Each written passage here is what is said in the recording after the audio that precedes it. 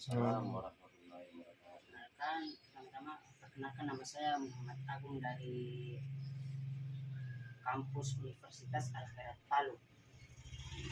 Pada malam hari ini saya ingin mewawancarai satu pengusaha kios. Baik, kita langsung masuk ke pembahasannya. Mungkin sebelum kita masuk ke pembahasan, mungkin Om bisa memperkenalkan diri terlebih dahulu. Jadi nama saya Agus Mirawan, tinggal di Jalan Jamur, Lorong 3, nomor 5. Nama usaha Zedmat Amnur. Ya. Baik, mungkin langsung saja ke pertanyaannya, Om. Ya. Baik, pertanyaan pertama, bagaimana Om memulai usaha ini dan apa tantangan pertama pas awal mula Om buka usaha ini? Di awal mula usaha ini saya orang tua, Bukan dari Om pribadi. bukan dari misalnya orang tua yang usahanya sebenarnya di pasar Inggris. Di pasar Inggris hanya karena faktor kesehatan jadi orang tua itu buka usaha di rumah. Nah dari usaha di rumah ini karena orang tua sakit, jadi prosesnya dilanjutkan oleh anaknya saya sendiri. Nah jadi prosesnya dulu masih sangat kecil, masih cuma 1 meter, 1 meter setengah, baru itu lebarnya ya. Jadi tulangnya cuma sekitar 2 meter. Nah, kalau tantangan sendiri, ya buat saya tantangannya, Iya, tantangan awal buka usaha. itu tantangannya mungkin modal ya. Satu ya bukan itu kan orang tua sakit, modal sudah tidak ada. Jadi kalau usahanya modalnya masih sedikit, tapi ada keuntungan ditabung, ada keuntungan sedikit ditabung, akhirnya bisa sedikit ditambah lagi apa barang produksinya, akhirnya sedikit sampai sekarang sudah bisa sekarang seperti itu. Baik, mungkin langsung ke pertanyaan kedua. Iya. Yang kedua, apa tantangan terbesar yang pernah Om hadapi dalam berwirausaha dan bagaimana cara Om mengatasi tantangan tersebut? Tantangan terbesarnya Dari awal mulanya sampai sekarang gitu, tantangan yang besar Om hadapi. ya, tantangan besarnya itu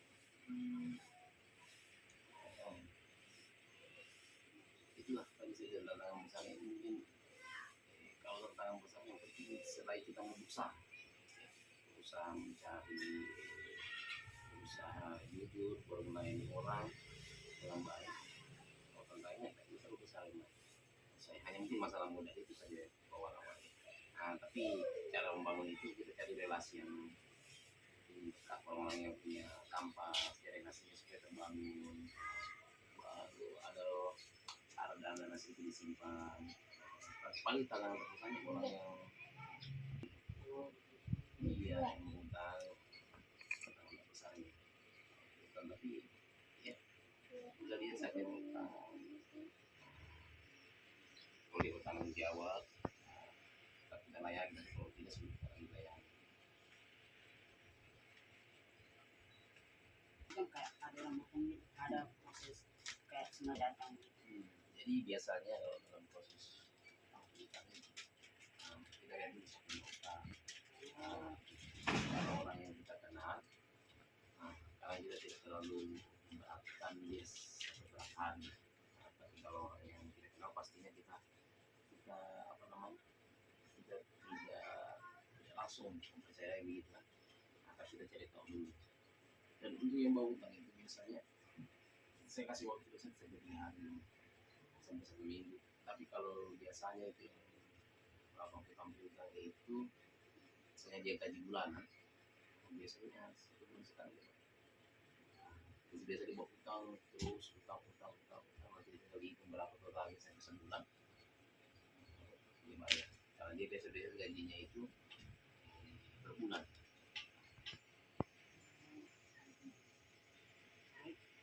Langsung saja ke pertanyaan ketiga.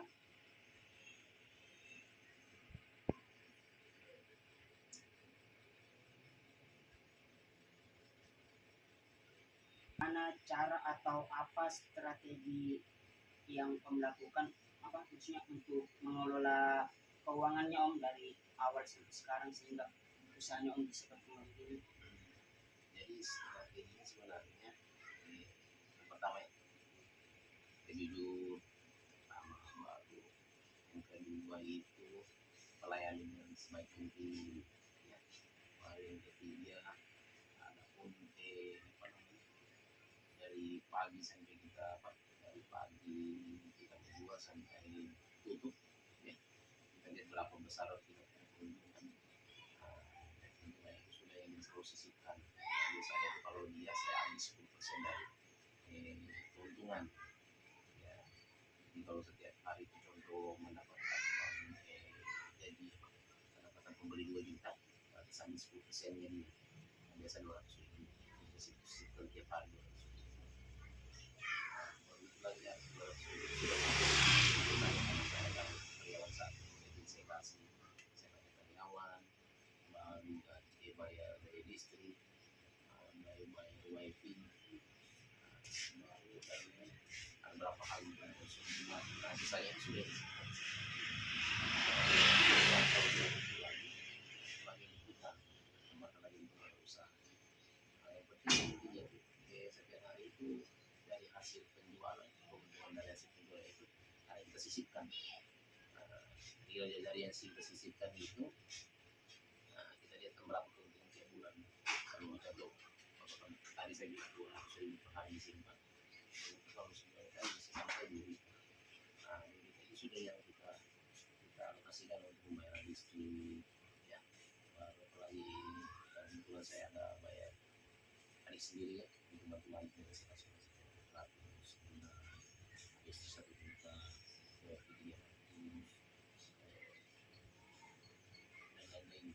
Nah sisanya itu sudah yang kebutuhan bisa jadi untuk tambah barang produksi, untuk kebutuhan lain. Nah, bang tahu sisanya. Kalau dari waktu bukanya Om sampai tutupnya jam berapa? Untuk bukanya itu biasa saya habis sholat subuh.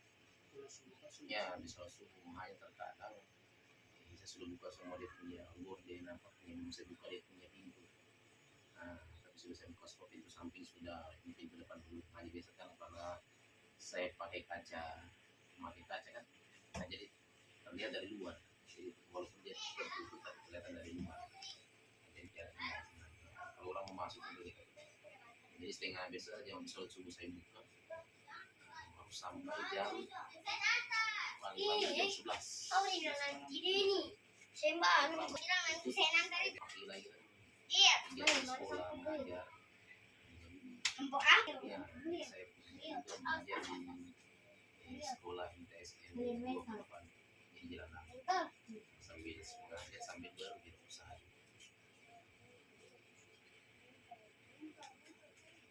langsung ke pertanyaan selanjutnya.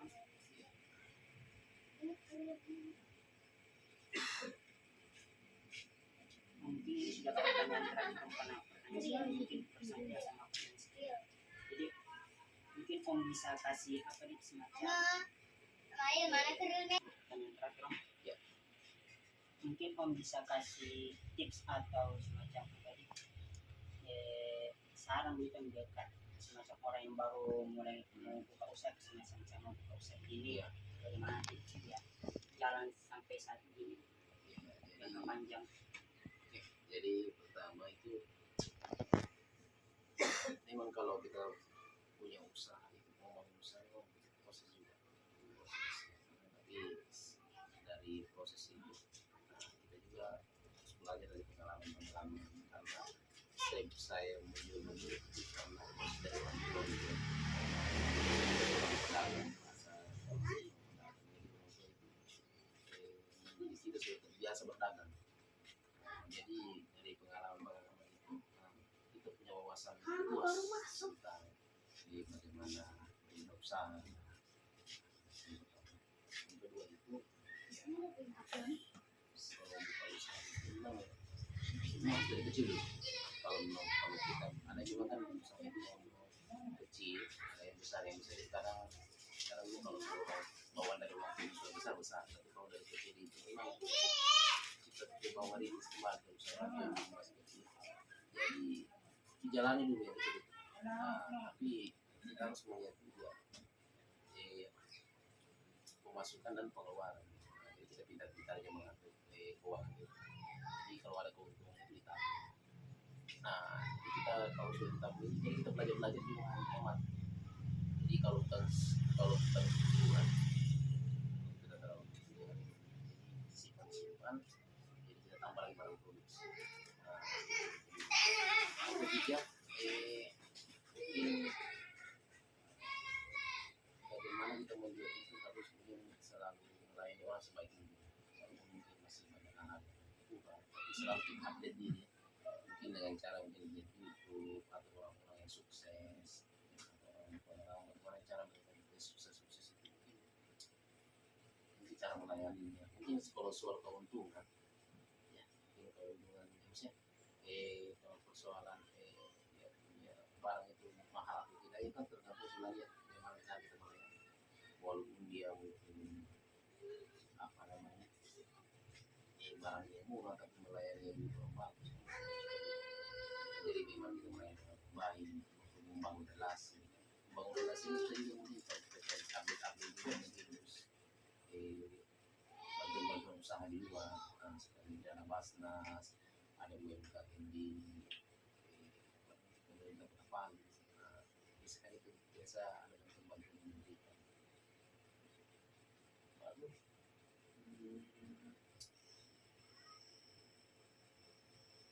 selalu dulu menyerah diundi, Hah? pantang menyerah. namanya baru yang kalau kita sebagai usahawan ini memang kalau saya pribadi ya pengalaman pribadi mungkin mental kita punya beda kita mungkin kalau seperti BD atau Kusku atau perusahaan-perusahaan besar mereka kan ada istilah utang mereka kan cash dilemanya kita kalau yang buat cash begini apalagi di masyarakat kita harus membuat mental kenapa saya katakan karena sisi mereka kita kenal di saudara atau keluarga atau tetangga kita yang butuh sesuatu pastinya kita biar tidak memberikan maksudnya tidak melakukan pinjaman kepada mereka untuk tampilkan dalam mungkin apa membeli barang-barang kita jadi kita juga butuh uang dana talangan gitu dana talangan itu maksud saya tadi dari simpanan yang kita itu jadi juga pakai lagi untuk membayar untuk apa namanya menambah barang-barang karena kan kalau sudah istilahnya kalau mereka sudah otomatis kan tersimpan itu dana membeku nah jadi uang tabungan itu biasa kita pakai lagi untuk stok barang-barang nanti kalau mereka sudah kembalikan nah baru kita lagi simpan lagi yang kemarin kita sudah keluar maksudnya begitu saya cukup kalau ini ditanyakan kalau ini sebutkan Mungkin sudah cukup. Baik, sebelum saya tutup mungkin pertama terima kasih iya masih sempat meluangkan waktu untuk berdiskusi mewawancara begini. Jadi ya langsung saja mungkin saya akhiri. Assalamualaikum warahmatullahi wabarakatuh.